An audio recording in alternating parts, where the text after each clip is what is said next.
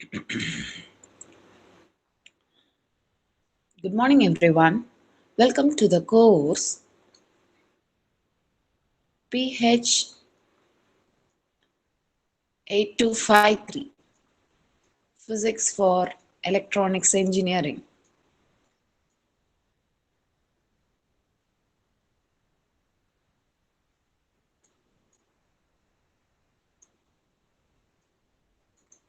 I'm R. Swarnalakshmi, Assistant Professor, Department of Physics, Government College of Engineering, Tanjavur.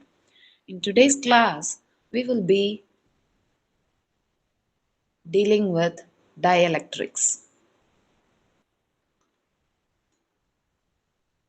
So, a dielectric is a material that does not allow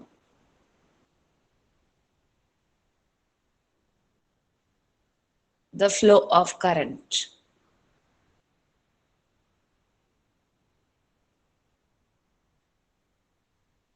How is it different from an insulator? An insulator also does not allow the flow of current. Dielectric is a special kind of insulator with electric dipoles present within it.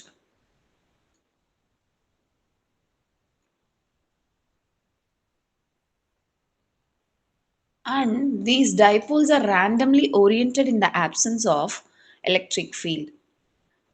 While in the presence of an electric field,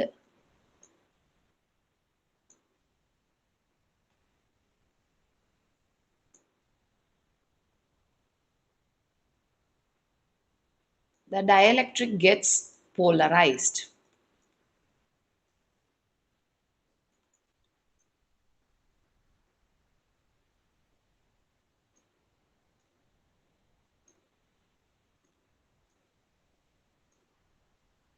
So as I told you,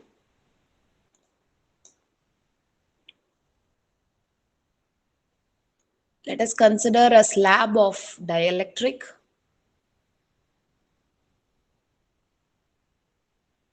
Within the slab of dielectric, the dipoles are randomly oriented such that the net field inside is zero.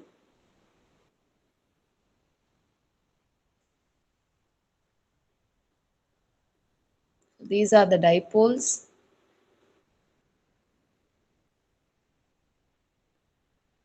The dipoles have a positive nucleus and an electron cloud whose orientation is like this.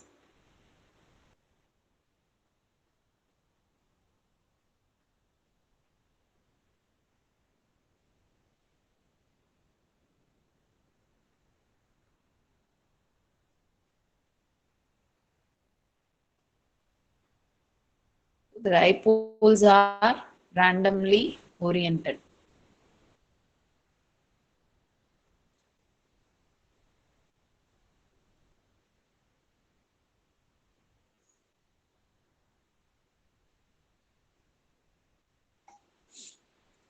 This is when the applied is zero. In the presence of an external applied field,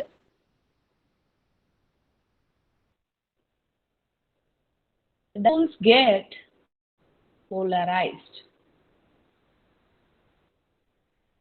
So if I were to assume that the external field such that the dielectric is being placed in between capacitor plates,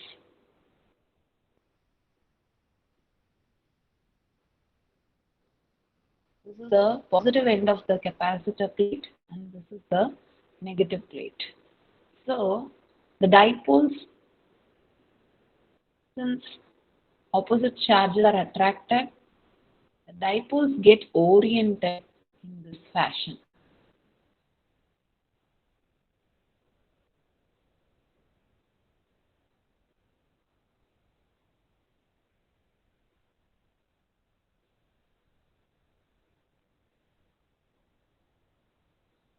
You have the negative charge of the dipole attracted by the positive plate and the positive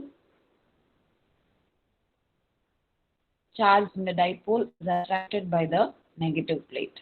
Due to this force of attraction, force of Coulombic attraction, the dipole is oriented in this manner. So this orientation due to the external field is called polarization. This is the major difference between an insulator and a dielectric. Both insulator as well as dielectric, there is no flow of current. Unlike insulators, dielectrics get polarized in the presence of external field. In order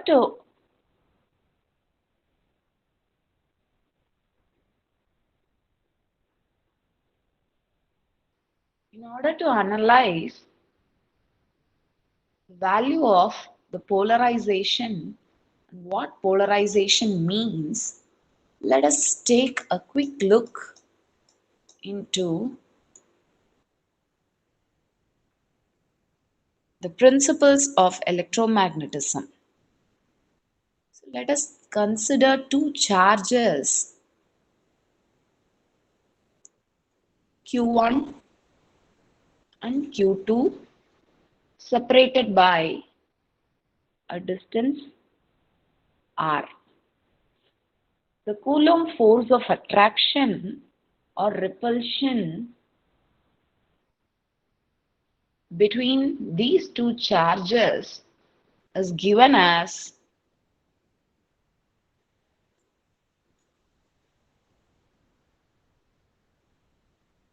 F equal to Q1 Q2 by 4 pi epsilon naught R square. Here epsilon naught is the permittivity of air or vacuum. So if the medium was air or vacuum, then the Coulomb force or Coulombic force of attraction or repulsion is given as Q1 Q2 by 4 pi epsilon naught R square.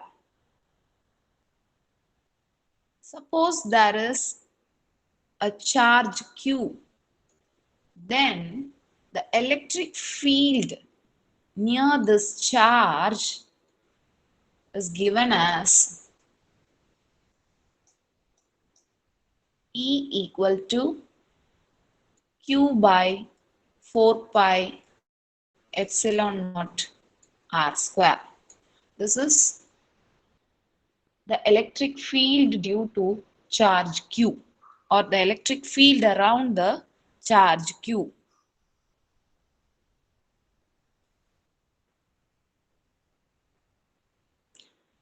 So if this were a positive charge, you can imagine a closed surface and there will be lines of force.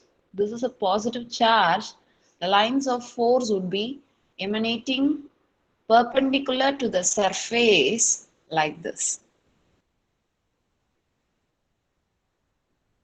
So these are all the electric lines of force emanating from the closed surface due to the charge Q. Now I define another quantity called D, which is the displacement vector. The displacement vector or the displacement, electric displacement is given as Q by 4 pi R square. In other words, It is the flux density or number of flux lines per unit area. Because if you were to imagine this as a sphere, the surface area of the sphere would be 4 pi r square.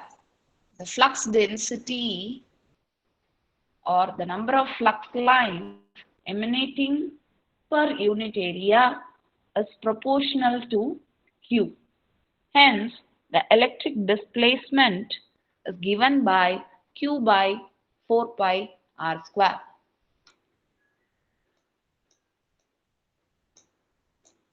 So, in air or vacuum,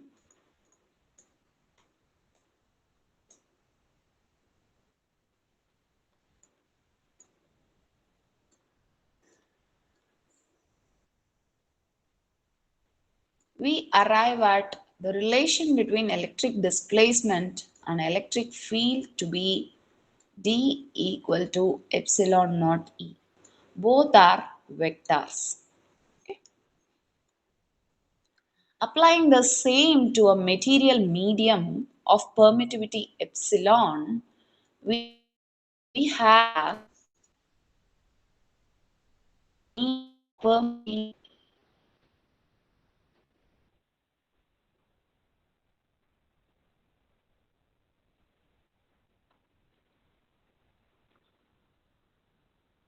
epsilon, the displacement is given as epsilon E.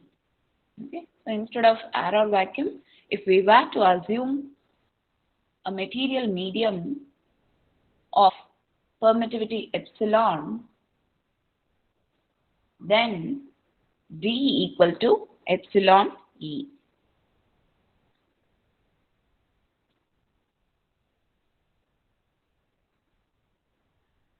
So as we saw earlier, in case of dielectrics, especially polar dielectrics,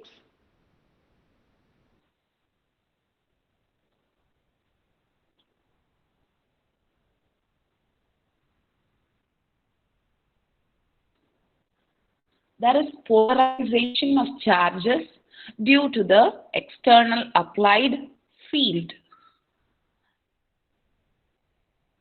Polarization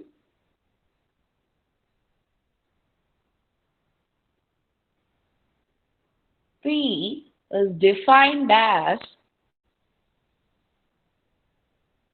induced charges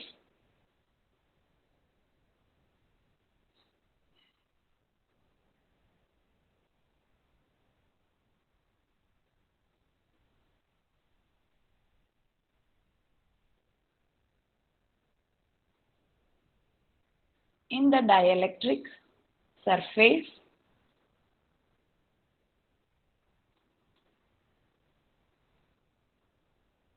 per unit area.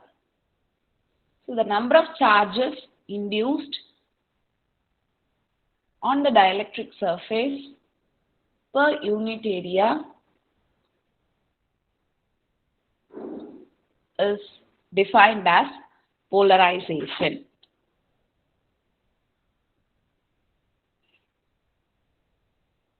To analyze this better, let me again consider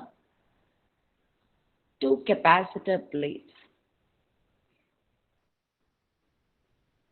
Let this plate be the positive plate, which means it is connected to the positive end of the battery, and let this plate be the negative plate, which means this plate is connected to the negative end of the battery.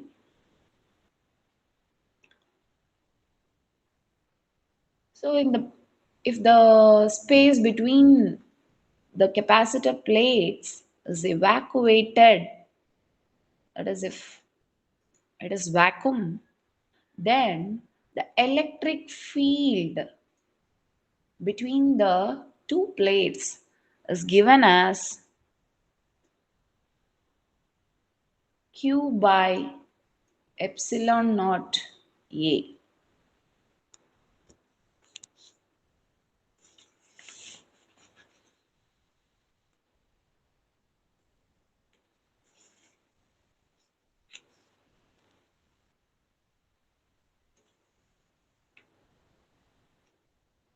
But in the presence of dielectric, it is the same situation.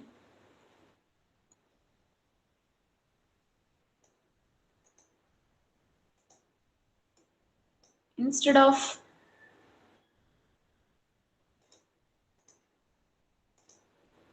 the same case, instead of vacuum, I'm having a slab of dielectric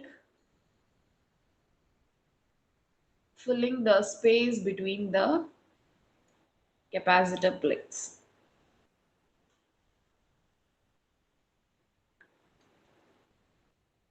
So here the electric field is Q by epsilon naught A provided the charges induced on the capacitor plate is Q. Now we have a charge Q induced on the capacitor plate. Let a charge Q prime be induced due to the polarization of the dielectric slab. Okay. So this is the dielectric slab present between the capacitor plates. In this case, the electric field E would be Q by epsilon A, where epsilon is the permittivity of the dielectric medium.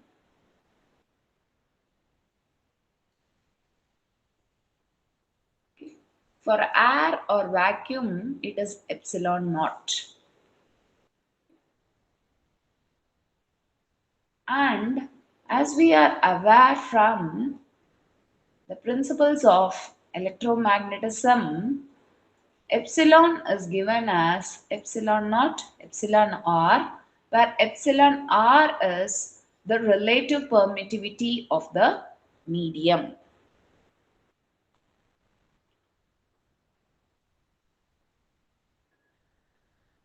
Here we have obtained the expression for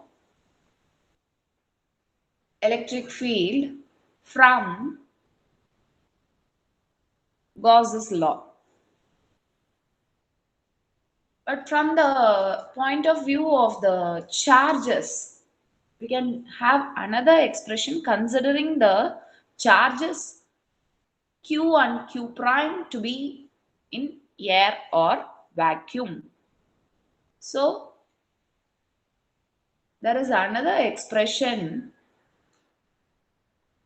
for electric field given as E equal to Q by epsilon naught A minus Q prime, the charges induced in the dielectric medium by epsilon naught A. Okay? Because within the volume of the dielectric, the charges cancel each other, and on the surface of dielectric, there are surface charges of opposite sign. So it is like another capacitor plate within the capacitor with opposite polarization. Okay, so equating these both, you have Q by epsilon naught epsilon R A equal to Q by epsilon naught A minus Q prime by epsilon naught A.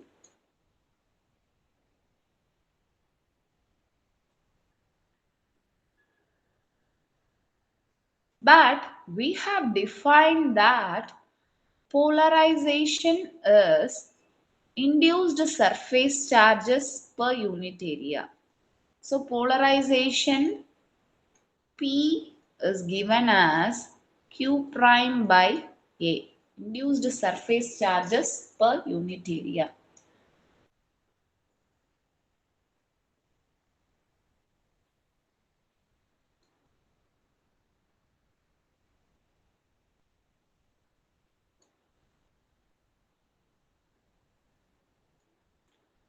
Q by A equal to epsilon naught. Q by epsilon R A is E vector plus P vector. Q by A is the electric displacement. So you have the electric displacement equal to epsilon naught E plus P. This is the relation between the displacement vector, the electric field, and the polarization. Or in other words, this can also be written as epsilon D, I'm sorry, epsilon E equal to epsilon naught E plus P. So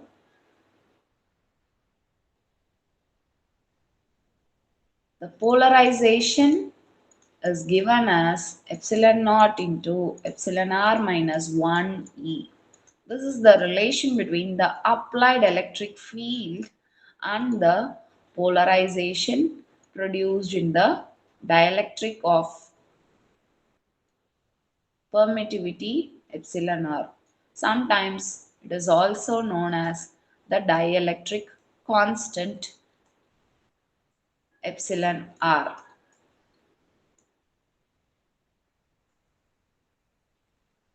Okay.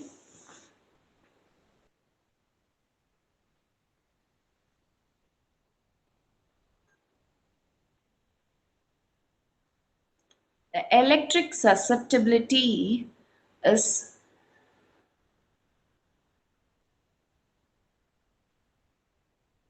defined as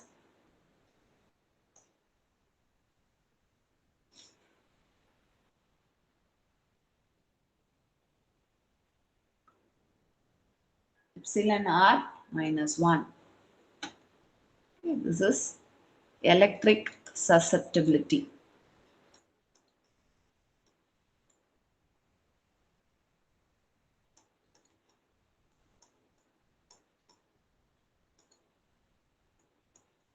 It is given by P by epsilon naught E.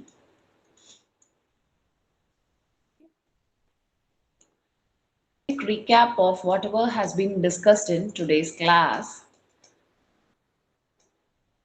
So we have seen that dielectrics are material that do not allow the flow of current. Insulator also does not allow the flow of current. Dielectrics are insulators with electric dipoles present within them. In the absence of electric field, the dipoles are oriented in random fashion and hence there is no net polarization. But in the presence of an external electric field, say when the dielectric is placed between the capacitor plates, then there is a net polarization in the dielectric. In order to compute the value of the polarization, we had a look at the Coulomb's law, from which we had the expression for the electrostatic force, the electric field due to charge Q, the electric displacement or the flux density around charge Q. We extended these definitions to a material medium of permittivity epsilon, which is given as epsilon not epsilon r, where epsilon r is the relative permittivity of the medium. So we assume that a dielectric of dielectric constant epsilon r is being placed between the capacitor plates, and from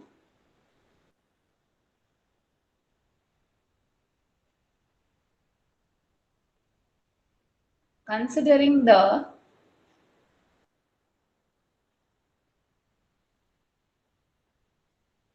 Gauss's law, we obtained that the electric field is Q by epsilon naught A. By assuming the charges induced, we arrived at an expression relating the electric displacement, electric field, and polarization, from which the expression for polarization is obtained. Electric susceptibility is given as epsilon r minus 1.